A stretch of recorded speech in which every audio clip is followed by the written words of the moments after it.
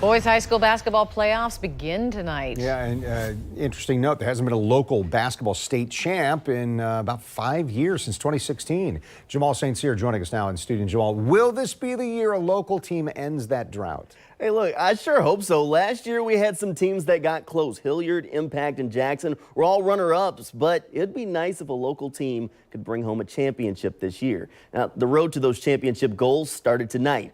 One of those top teams tonight had one of the top games tonight had two local teams going head-to-head. It was West Nassau taking on Bishop Kenny. The Warriors are led by Debo Coleman, who was named a nominee for the 2021 McDonald's All-American game, a big honor for Coleman, who was playing in his first home playoff game of his high school career tonight. And if the Crusaders had their way, it'd be Coleman's final game for West Nassau.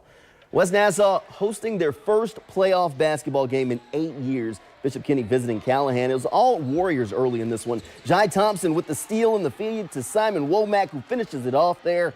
All West Nassau early. Coleman doing more than just score tonight. Here's the feed to Brian Blue, who puts it into the bucket.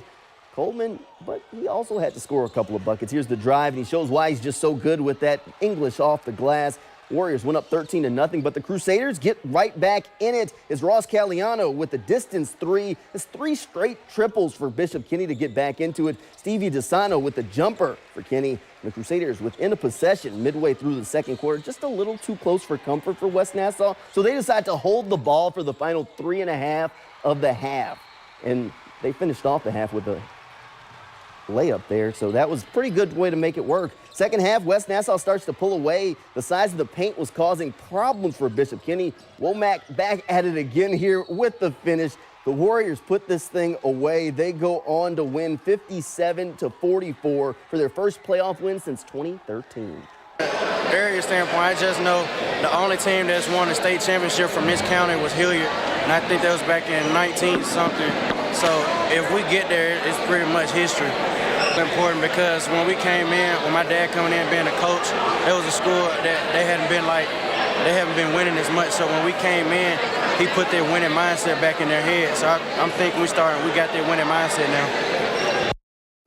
Hey, to another basketball game, Bishop Snyder hit the court with McClay tonight. The Cardinals have never won a playoff game in school history, but this year's Cardinals team has already shown they don't care what's happened in the past. They already brought home the school's first district championship, and tonight they set their sights on earning their first playoff win. The Cardinals' nest rocking tonight with the drumline bringing the energy. Looks like the playoff jitters were setting in for both teams early. It was the 5-minute mark in the first quarter before we got the game's first bucket. It was McClay's Jaquai Randolph who gets it plus the and one. That gave them a 3-0 lead. Right after that bucket, the Cardinals settled in. It's Makai Lau with a turnaround jumper to make it just a 1-point game.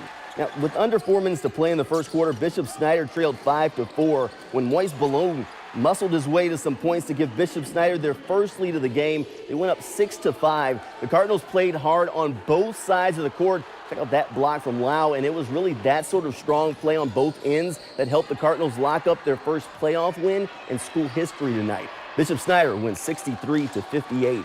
Checking on a couple of other scores from the top games in the area. Ponte Vedra getting a playoff win over Parker, 60-39. Paxson, a good win over Bowles. That one went down to the very end. They got a 71-68 win there. And a couple more scores. Columbia with a big win over Tate. They got a 96-73 win. And Jackson over Florida State University. It's 82-65. And hey,